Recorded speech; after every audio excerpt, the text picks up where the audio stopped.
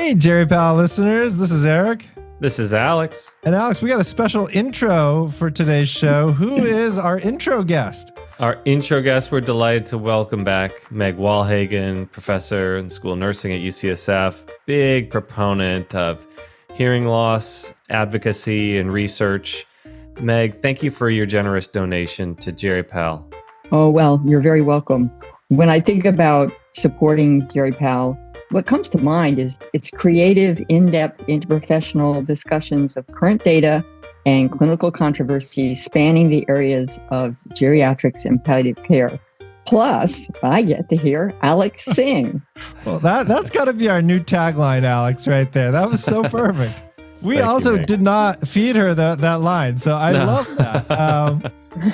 And Meg, I just one shout out before we get to the main show. You're doing a survey, right? That you're asking anybody over 18 with or without hearing loss to answer some questions about what? Over-the-counter hearing aids. The FDA was recently able to come out with specifications around selling over-the-counter hearing aids. And we're really interested in finding out more about what people know about these, whether they are interested in buying them, what their perceptions are, and things like that. So it's a relatively straightforward survey that I'm working with Nick Reed at Johns Hopkins to sort of get some information. Great. Well, if all of our listeners, if we could take a second, go to the Jerry Pal show notes for this podcast and click on the bottom, the survey. We'll have a link to it. It'll take you directly to the survey. Help Meg out. Help think about this issue too. And Meg, again, very big thank you for supporting the podcast. And now on to the show. Thank you. Welcome to the Jerry Pal podcast. This is Eric Wadera. This is Alex Smith. And Alex, who do we have with us today? We are delighted to welcome Ramona Rhodes, who is a geriatrician and palliative care doctor and member of the board of directors for the American Geriatric Society. Welcome to the Jerry Pal podcast, Ramona. Thank you. And speaking of the American Geriatric Society, we are delighted to welcome Nancy Lunderbjerg. Hopefully I said her name somewhat close. She'll correct me if I'm wrong. Who is CEO of the American Geriatric Society. How'd I do, Nancy? You did great. No need for me to get rid of that pesky J in my name. And we are delighted to welcome Sharon Brangman, who is a geriatrician and chair of the Department of Geriatrics at Upstate Medical University. Welcome to the Jerry Pal podcast, Sharon. Thanks for having me. And we're delighted to welcome back Tim Farrell, who was previously on a podcast with Doug White about should we use age as a factor in allocating scarce resources. Tim is a geriatrician, associate chief for age-friendly health at the University of Utah, and chair of the AGS Ethics Committee. Welcome back to the Jerry Pal podcast, Tim. Great to be back. Thanks, Alex. So we're going to be talking about the intersection between structural racism and ageism. But before we go into that topic, Ramona, I think you have a song request for Alex. I do. It's called A Change Is Gonna Come by Sam Cooke. And can you describe why you picked that song? I grew up listening to Sam Cooke, even when he was part of a gospel group called the Soul Stirrers, I believe. And I just think that this is a very appropriate song for all of the efforts that are taking place within the American Geriatric Society, starting with this paper, this structural intersection that we're going to be talking about between structural racism and ageism. So I think that it's really appropriate. Thank you. I love this song. I had to move it down 2 whole steps, and we'll see if I can reach it. I wish we could hear you sing it, Ramona. I know you're a singer. One of these days. All right, here we go. Here's a little bit. I was born by the river in a little tent. Oh, and just like that river, I've been running ever since. It's been a long time coming, but I know a change is gonna come. Oh, yes, it will.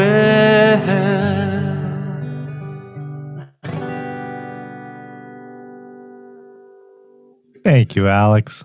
So let's dive deep into this topic. First, I just kind of want to know, so you got a paper published in JAGS on exploring the intersection between structural racism and ageism. What was the genesis of this project? So, Eric, this is the part where I get to talk for 45 minutes and everyone else just nods. Yeah, you got a minute to describe the genesis of this project, Nancy. And they're going to cut my joke out, I bet you too. So it started actually following the AGS statement on that followed the murder of George Floyd. So like a lot of organizations, corporations, professional societies, we put out a statement that basically said we stood against violence and other forms of discrimination following his murder. We included in that statement an intentional, very small footprint, but saying it's something that said and committed ourselves publicly to doing more, to moving beyond just making statements to taking action, which, I will say was a big step for the organization like the American Geriatric Society, which is really focused on another big ism, ageism, which is under-recognized in healthcare, sort of that little thing that nobody likes to talk about. And as Laura Mosqueda has said, the only ism where we act against our own future selves, and all of us do it. So it was a pretty bold move on our part to say we're going to take on these other isms. And over the course of the following months, we talked amongst ourselves and decided that we wanted to proceed along two tracks. One was to start to take immediate actions, which I think we'll have Sharon talking about a little bit later in terms of increasing diversity in research. And the other was to sort of start to define the intersectionality of ageism with other forms of discrimination, and with an intentional focus for this first paper on racism and structural racism. And I think that, as Ramona will talk about and elucidate a bit further, is just a recognition that in this country, we have traditionally, and to my mind, continue to do so, cause serious harm to Black people, and that you can see that play out within healthcare in ways that are both big and small. So that's where it started, and I'll actually stop there. I was going to stop at that point. So I'd love to hear from Tim and Ramona how you got involved in this and how you got involved. I had a chance to read the paper a couple times, including last night. How did you get involved in this project, and why did you decide, let's start off with a publication? Yeah, Eric, I think, first of all, thanks again for having me. I trace my involvement back to, Nancy approaching me to take this on. And I think having been involved in a somewhat similar project, Alex, you alluded to the previous podcast with Doug White on, rationing and resource allocation. And so many of those policies had ageism sort of just embedded, these sort of age-based cutoffs and tiebreakers. And so I think it was kind of a natural segue in some ways to be involved in this paper that more explicitly kind of took on ageism kind of head on. And also just, I enjoy kind of herding lots of cats in these larger writing groups. So we had quite a number of authors that sort of represented a pretty broad and diverse spectrum of the AGS membership. How about from your perspective, Ramona? Well, I've always been interested in health equity, always been interested in looking at disparities, and the disparities that I have looked at most often have been for patients at the end of their lives. I was involved in the ethics committee with Tim, and we started creating a series of webinars with an awesome group of collaborators that addressed implicit bias. And then Nancy mentioned the possibility of creating this framework. I think it was titled a framework at the time that kind of examined this more in depth and the way that it intersected with ageism. So that's kind of how my involvement came to be. I was very excited about the opportunity and very excited about everything that's going on at AGS. So when she asked me, I said, yes, definitely. By the way, if I can just chime in, that Ramona and I kind of go way back to when I was a fellow and she was my attending. So to have the opportunity to work with Ramona in a different way than in the past, and she also mentored me on the ethics committee when she was chair. So there's sort of a lineage there, and I owe a lot of my knowledge of this topic and increasing understanding over time to Ramona. But just to follow up on what Nancy said, I think the thing that's really distinct here is that it's action-oriented. And so many organizations, you don't even hear anymore about it now that George Floyd issue has kind of faded away. You sent out your press release, you're done. Yeah. And so it's like, check the box, say that zero tolerance stuff, and then you're done. But one of the things I really respect with Nancy's leadership in the AGS is that it's action-oriented, because we don't need any more needs assessment. We don't need any more studies that highlight the disparities. What we have to do is chip away at these big behemoth issues that are still strangling us. And so we need an action-oriented approach. And I think that's what you see in this paper. Yeah.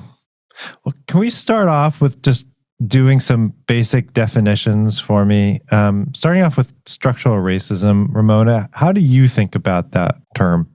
So when I think about structural racism, I think about it in terms of things that are kind of baked into policies, into laws, into unwritten things that are entrenched in practices that target or disenfranchise people based on the color of their skin.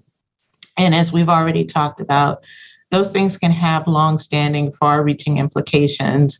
And I could talk about this all day, but an example would be redlining. That's definitely an example of systemic structural racism, in that people of color were kind of siphoned off geographically to places where, other people would not want to live. And again, that can create a food desert, which can create health issues for patients and their families. So that's an example of structural racism, but it, again, is baked into laws. It's baked into people's belief systems who ultimately make laws and make policies. And it can influence healthcare, it can influence education systems, it can influence a whole bunch of things and have deleterious effects. You also mentioned in the paper some examples in medicine too. We actually had, God, how long ago was that? We had updates in nephrology, Alex. We talked about the EGFR. Mm-hmm. Yeah, it was about 6 months ago or so. 6 months ago. Tell us some of the, can you give us some examples, even the ones you mentioned in the paper, about some of these structural races, like these common things that may occur in the hospital or in the clinics that we use and we may not even think about? So, glomerular filtration rate, I probably should have said GFR. Yeah, so I just choose GFR. Is a perfect example of that. So GFR was adjusted based on race, which could potentially, it probably did lead to African-American patients being diagnosed with chronic kidney disease later in their disease trajectory as compared to others. Another example is pulse oximetry. So pulse oximetry is not necessarily accurate, and it's based on skin tone. And that can also have some effect. I think that there have been several papers published, particularly during the COVID era, about outcomes relative to pulse oximetry measurement and how inaccurate it can be in patients who have darker skin tones. So those are just a few examples. But also the thing with the GFR was that there was an assumption that Black people had bigger muscle mass. And so the basic premise has always been to dehumanize people by race. And it was beneficial to say Black people had bigger muscle mass, because then that meant they were stronger and it could justify the need for them to be enslaved and do all that work because they were stronger. And then, there were studies that said Black people didn't experience pain because their skin was thicker. So you have big, strong people who don't experience pain, and you can work them and enslave them, right? And then, of course, that falls into medical rules. And when you look at the GFR study, they looked at a group of people who had kidney disease and who were sick. And then they extrapolated it to every Black person. So the other thing that happens is that you lose the identity of the individual person and just lump everyone together by race. And the same thing happens in geriatrics. We lump everybody who's 65 and older together. and then we don't look at the individual characteristics of that person. So we fall into these patterns based on racial premises. Yeah. And it sounds like starting to also think about, before we talk about the intersectionality part, brought up this issue about ageism too. Like we see this in geriatrics too. Tim, how should I think about ageism? Yeah, I think some of the same themes actually play out. So really, strictly speaking, just discrimination against a person based on age. And one of the things that's very unique about this particular ism, everyone's susceptible to this, regardless of your background. But, to build on Sharon's point, heterogeneity. So I want to share a little anecdote. I was in clinic the other day working with a trainee, and we saw a few patients together, and they happened to be very healthy, community dwelling older adults, quite active. One of them was actually still working as a professor in his 80s, full time. And the trainee said to me something like, "But I haven't seen any geriatric patients yet." And I said, "No, these are older adults, right? There's heterogeneity." And it wasn't until later in the day we saw one of the patients he was expecting to see who had frailty and functional decline and so forth. So I think there's you can see how there's a lot of work to do among multiple sectors within healthcare, including education and training. And Eric, I kind of like to call ageism the invisible ism, because even in very well-intentioned DEI efforts, ageism sometimes doesn't even get any airtime. It's not even mentioned. So if we're not even calling it out, it's no surprise that older adults are marginalized, and healthcare systems are just sort of this microcosm of society where, you walk into a grocery store and, if you want to look for ageism, just get a birthday card, right? You see the stereotypes, inevitably an older person with a walker and sort of struggling. And I think it probably plays into what happens in our interactions in healthcare all the time, unfortunately, with ageism. Yeah. I love what Sharon brought up too, is that we see that even thinking about interventions, age cutoffs, not thinking about heterogeneity. I wonder specifically about this paper. Its title is Structural Racism and Ageism. Is it structural racism and structural ageism? Like what's the structural part? How should I think about that? Especially when it comes to the ageism part. That just means it's ingrained and it's such a normal part of what we do. People don't even think about it anymore. So it applies to both. Right. It's just the foundation of the way we all think and act. We were all trained in a system that taught us these messages. It's funny because when you mentioned the GFR, that's exactly the words that they taught me. And not too long ago, I started med school in 98 at UCSF. So it's just been, it's never questioned because it's been normal. Yeah. And that's because who made the rules? Who set up the curriculum?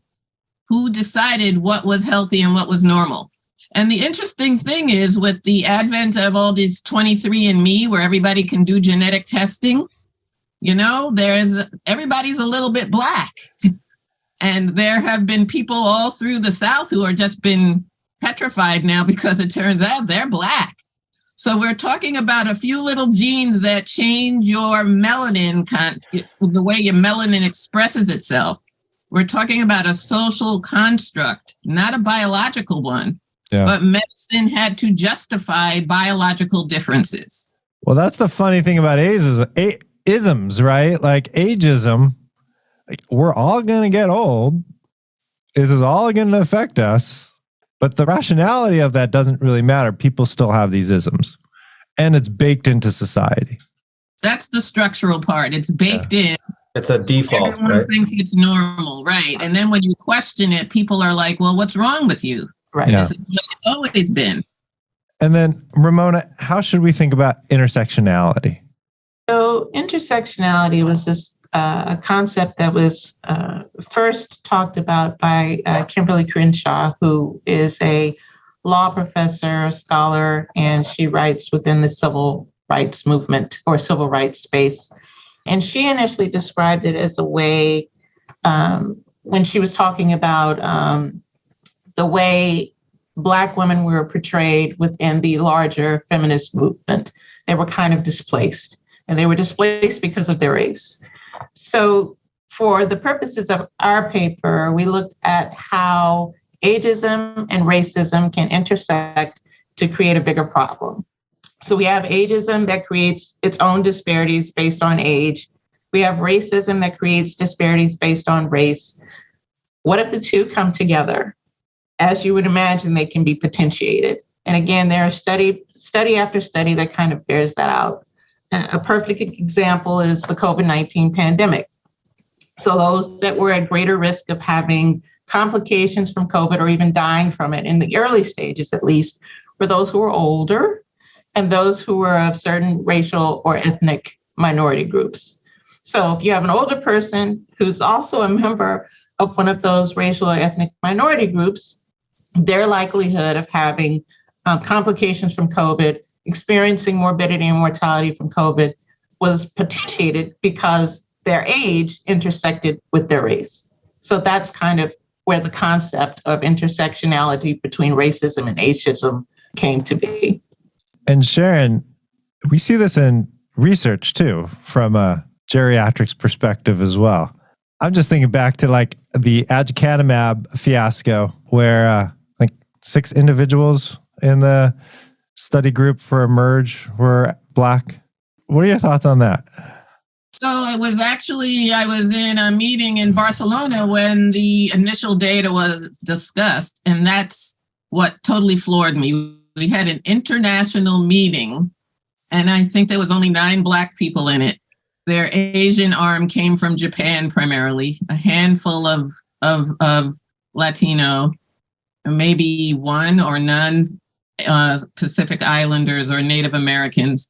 And we're looking at a disease like Alzheimer's that expresses itself twice as much in African Americans and 1.5 times as much as Latinos. But here we have a drug that didn't even include them in the study. And so I worked with a colleague. We wrote a grant to try to look at a way of improving diversity in clinical trials. And the grant just ended, and I'm working now on making it part of our infrastructure. So it's part of our of what we do. So everybody should be thinking about this, not as a satellite, but to help us understand the actual patients we take care of. That example, for me, really highlights this intersectionality between geriatrics and ageism because... between ageism and... Yeah, ageism. Sorry. What did I say? Between geriatrics and ageism. Yeah, sorry. I think that's not what you meant. I'm on hospice and palliative right now in service. My brain just is not working. Is that like the reasons why the numbers were so low, and I'd love your thoughts about this, Sharon, is in part all of these studies, the study was done in all of these memory and aging centers across the US and elsewhere. Who goes to these memory and aging centers? People with high socioeconomic status and generally white folks. So it's part of this baked into the how we conduct research is the structural racism component. Nobody sees it as abnormal because they are studying the people they care about. And that's the thing. And when you conduct a study and you are happy with the results, because it primarily looks at younger white males. I mean, the aducanumab study didn't even have enough older people in it. And I would like to hear from my ethics colleagues what they think is the ethical issues when we are creating drugs that do not include real life people that we take care of, or really just cater to white males or people who have access to academic medical centers or people who can understand a complex consent form, or people who think research may actually help them and may not be a way to experiment on them and treat them like a guinea pig. So we have to figure out how we reach out to people who have been excluded.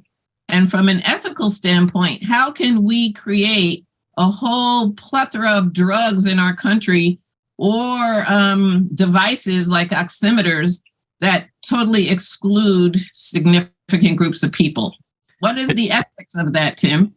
Well, I think from a practical standpoint, at minimum, it makes it much harder to care for the patient in front of you because you how do you apply a guideline to your patient, and you apply it inappropriately. So these harms sort of perpetuate because people are excluded from trials, and then you need to apply a trial that it wasn't designed for your patient to your patient.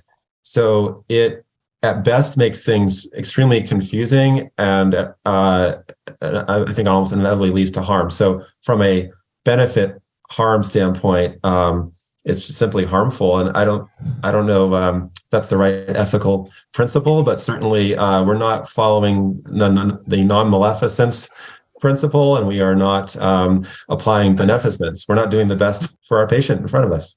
And it also goes to justice, but it's not just aducanumab. I mean, this is a tale as old as time. I mean, if you look at Framingham, was Framingham externally valid? No. I could comb through study after study and go straight to table 1, which looks at baseline characteristics of study populations. They're not diverse. In fact, we just did that with some palliative care research. And then the naming of patients. Race is often confused with ethnicity. Ethnicity is often confused with race. So again, it's a tale as old as time. This is an important topic, really important. The whole thing is important, but I think it's really important for our listeners to think of the argument, I think, and I don't hold this argument, but I can think of counter arguments, but I'll leave it for you to think of counter arguments, goes something like this. You know, as Sharon just said, we're talking about a few genes that determine melanin content in somebody's skin, right? There is no biologic basis, right, for differences in how the drug works across racial and ethnic groups, right?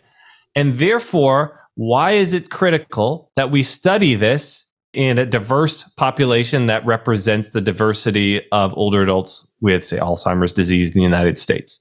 That is the question, I think, and I have thoughts on how I would address that, but interested in your thoughts on how you would address that argument.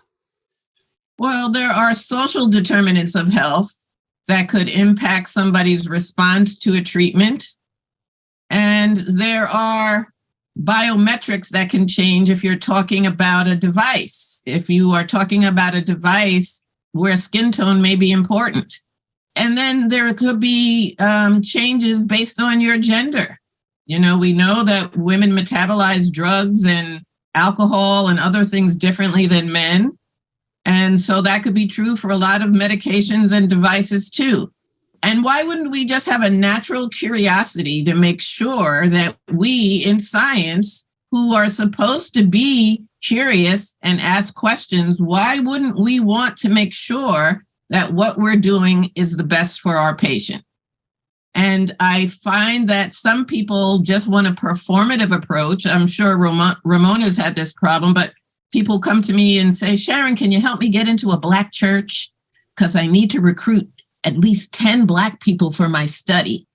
So they don't even really want to ask a question that might even be important to Black people. They just want to meet their recruitment goals so they look good on paper.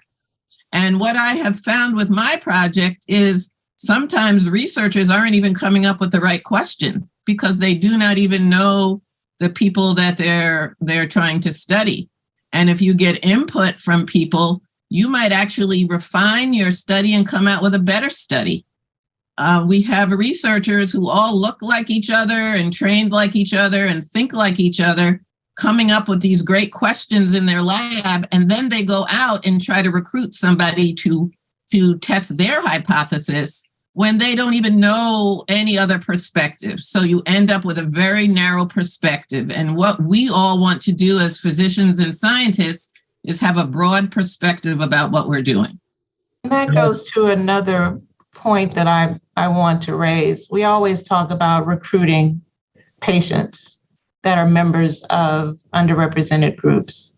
I think that we need to think about the longer term goal, which for me, and I'm sure for many others, is to create researchers that are from these groups, that can be involved in research, that can have a seat at the table, so that they can ask those interesting questions that are applicable to patients who are diverse races and ethnicities. So I think it needs to go beyond just trying to recruit patients, because that's how you also kind of engender distrust. You go into this community and perform the study, you leave, you publish the paper, you get the next grant that focuses on something else. So you've gone into this community and you've taken advantage of them, basically. And I think that those sorts of things need to be thought about. And I would just add to that in my recovering caregiver role that I think there's a responsibility to be able to answer for patients and for caregivers the question of how does this drug do for somebody like me? I can remember having a conversation at hospital discharge about prescribing for my mother of blood thinners. And, you know, the fellow was very intent on prescribing the latest and greatest blood thinner. And finally I said, can you tell me how this is going to work in somebody like my mother? Because you and I both know that she was not included. No one like her was included in the trials of this drug. And the fellow actually left the room with the nurse laughing in the corner and came back later and said, we're just going to put your mother on a low dose Coumadin. And I was like, thank you. Because that was, I come armed with geriatricians to advise me, but that's actually, I knew what her community cardiologist had written in the chart. And yet I was being told that she should go on this drug that had high risk of brain bleeds. And so I think morally and ethically, we really do have a responsibility to be inclusive in research. I can't cite the reasons why, the frameworks why, as Tim can do, but I just think that both practitioners in the field and patients and their family should have an answer to that question when a drug is being prescribed or a device is being suggested. And by the way, when Sharon, you mentioned social determinants, I'm thinking back to the work we did on the resource allocation papers, because, we sort of outlined that people with accumulated disadvantage often come to medical care later. So their stroke or whatever it is, they're more likely to have had their first cardiac event or stroke if they are excluded essentially from access to healthcare. So it's no surprise to me that the outcomes will be different. Those folks come in with yet another disadvantage compared to someone who had access. So Sharon? That's a very good point, because the clinical trials that we run at Upstate are mostly for people who have mild cognitive impairment or mild Alzheimer's disease. And when I go out and do outreach, I find people who are already moderate. They didn't get to a doctor, or their doctor didn't pay attention to them and told them, oh, don't worry about it. Or they never had good treatment for their hypertension for so many years, or their diabetes. So they were much, much more advanced at a younger age. So we have to look at those social determinants of health and how they impact somebody and the care they get and the research questions we ask.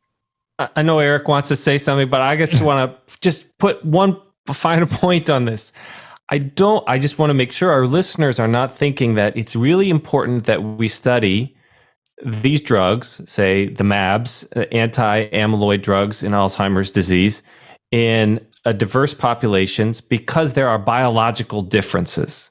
That argument holds better for, say, gender, right? Or for, as Sharon's pointed out, like drugs that are absorbed by the skin.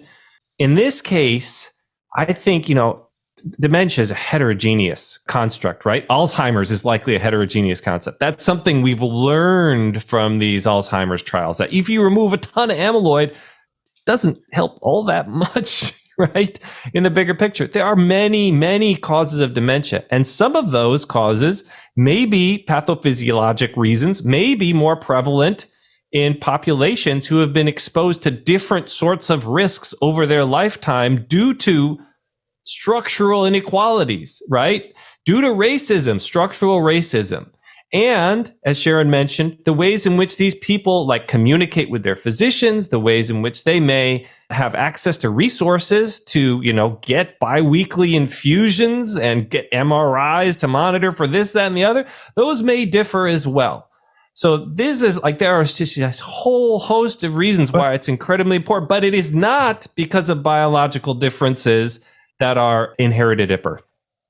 Well, if you look at gantenerumab, for example, which was shown not to have any benefit, and it was done in a trial that didn't have very much diversity, what if that drug turned out to be a huge impact in African Americans? We will never know now because that drug is not going to move forward. And I'm not even sure we understand amyloid deposition in anyone other than primarily white men.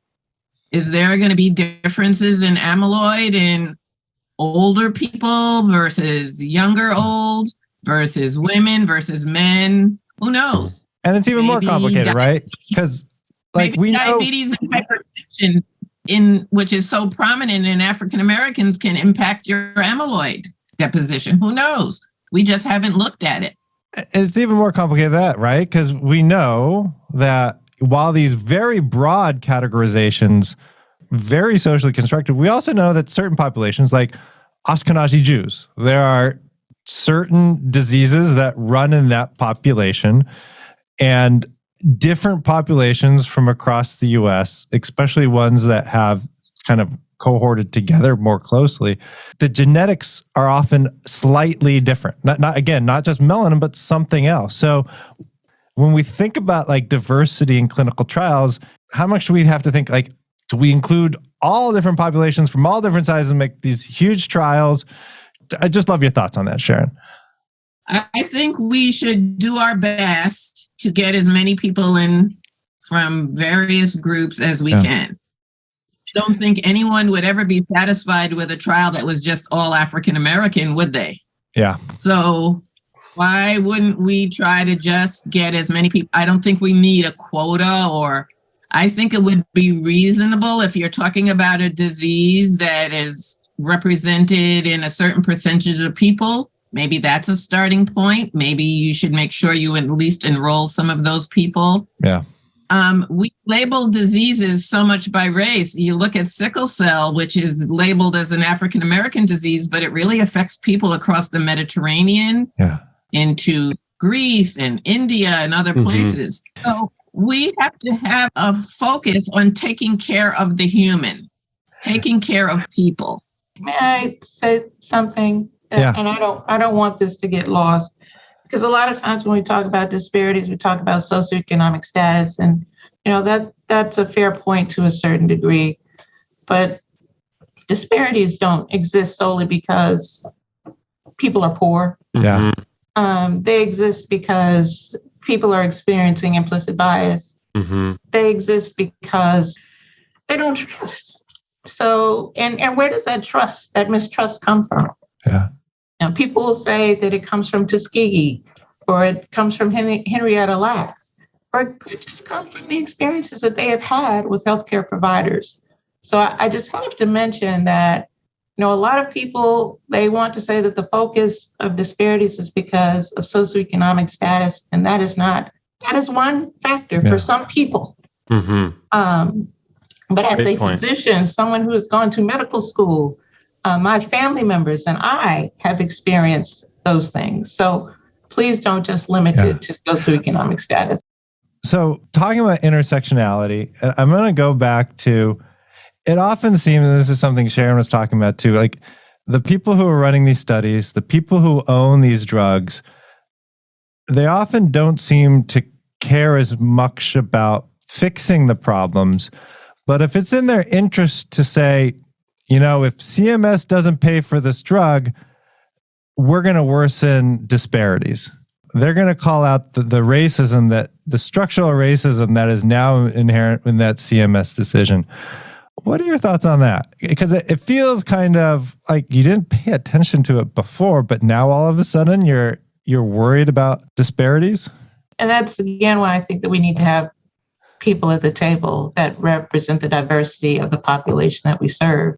So I'm kind of at the point that, however it comes, it comes. A lot of societies didn't get to diversity, equity, and inclusion until George Floyd happened, but it's happening. So that's a very tough question. What do you think needs to happen next? Let's go into actions. Where do you go from here with this framework? I'll start. I'll try. I see Alex has his guitar out and he's ready to play us off the stage. So I think for the American Geriatric Society, we'll continue the work that we're doing internally to clean up and look at our own house. So looking at the way we deal with DEI across our portfolio of products. We have a 10-year initiative to improve or be sure that we've got the best diversity in research presented at our AGS annual meeting as possible. And I think the definition in our research committee is, or the goal our research committee has identified for presenters is, study populations should reflect the diversity of the population being studied. So that kind of answers that earlier question, Eric, that you had. Alex has tons of stuff that he could talk about, along with Ramona, in terms of what the Journal of the American Geriatric Society is trying to do in increasing both diversity in, the editors of the journal, but then also paying attention to the diversity in the research that's published. I'm going to be really clear, though, those kinds of efforts are really long-term. You can't all of a sudden say to somebody who's been doing their research for 5 years, hey, we're not going to publish you, because you can't change your rules like this overnight. You kind of have to reflect the pace of the research that's underway. I would say the other thing that we'll continue to do is to raise issues around DEI and equity in our external facing work as well. So I think, Eric, that current definitions of professionalism are a pet peeve of mine, particularly in medicine, because they really provide sort of their code for not allowing for behavior or not recognizing that not everyone's the same and we're all allowed to have our own personal identity in our workplace. That's a whole nother podcast, so I'm not going to have you do that. I'd also like to hear from, I know we got a couple more minutes left. I'd like to hear from the others. I'm going to start with Sharon. Sharon, from your perspective on the board, doing research on this, where do you think we should go from here? Well, it is like moving a big ocean liner. I think that we have to look at the way research is conducted and look at the way questions get developed. And I think we have to have a different way of reaching out and developing relationships with the communities we serve. I don't think it'll be appropriate for researchers to just continue to sit in their homogeneous environment and come up with questions that may only be curious to them or may not really help us improve our care to our older adults or to our Black patients, et cetera. So I think just like any big institution, you have to start and you have to have a long-term focus and you can't get tired. It also sounds diversifying our workforce is incredibly important too. Very, very important. Yes. And Sharon gave a terrific plenary about this at the AGS meeting last year, and also wrote a paper in the in JAGS about this topic that we'll link to in the show notes associated with this podcast. How about from your perspective, Ramona? You stole my answer. Diversify the workforce. What does that look like to you? So it looks like starting with medical schools. There's data that shows that the number of African-American men who are currently in medical school hasn't changed from the 1970s. So certainly diversifying medical schools, diversifying graduate schools, trying to get more learners, trainees in the pipeline, and not necessarily to become geriatricians. We are unicorns amongst unicorns. I recognize that. But to have a bent towards the care of older adults and a bent towards the care of older adults from diverse racial and ethnic backgrounds. And Tim, from your perspective? Yeah, and just to bring back to ageism as well, I think there's things that can be done immediately. There's just sort of the word and language choices that we use, sort of reframing aging, avoiding the little old lady in the progress note and avoiding sweetie and honey and addressing older adults with appropriately respectful terms like Mr. and Mrs. Smith until they tell you how they want to be addressed. So I think that's extremely important in terms of action. And I also think workforce is immensely important. We've just got to have a critical mass of people who understand these issues in order to move forward. And stop excluding older adults from clinical trials. I know that's Ken Kavinsky's pet peeve right there. I could talk for another 3 hours on this subject. I learned a ton. I just want to thank everybody. Before we end, Alex, do you want to sing us a little bit more of that song? It's been too hard living, but I'm afraid to die. 'Cause I don't know what's out there beyond the sky. It's been a long time coming, but I know a change gon' come.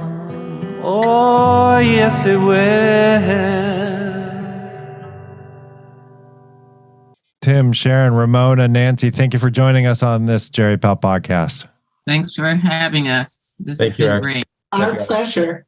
Thank you. And thank you to all of our Jerry Powell listeners and Archstone Foundation for your continued support. And a special shout out to the individuals who've donated more than $250 over the last year, including Harry Hahn, Elizabeth Chung, Kathy Foley, Rochelle Bernacki, Lloyd Woolstat, Christine Ritchie, Matthew Schuster, Daryl Owens, Susan Nelson, Christopher Heck, Lindsay Yorman, Mo Rezawi, Sue Borson, Carrie Rubenstein, Marissa Galicia Castillo, Cara Bischoff, Kate Mesrich, James Tulski, Louise Aronson, Asher Edwards, Mark Apfel, Michael Bordowski, and Meg Walhagen. Thank you very much.